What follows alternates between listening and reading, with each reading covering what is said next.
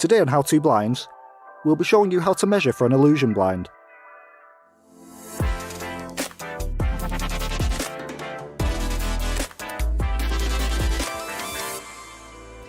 First, we're going to measure the width of the blind.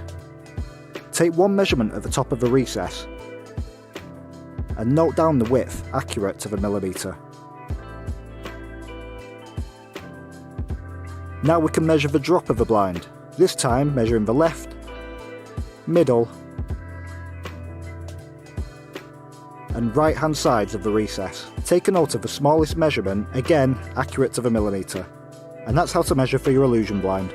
Thanks for watching, and remember to like and subscribe for more on How To Blinds.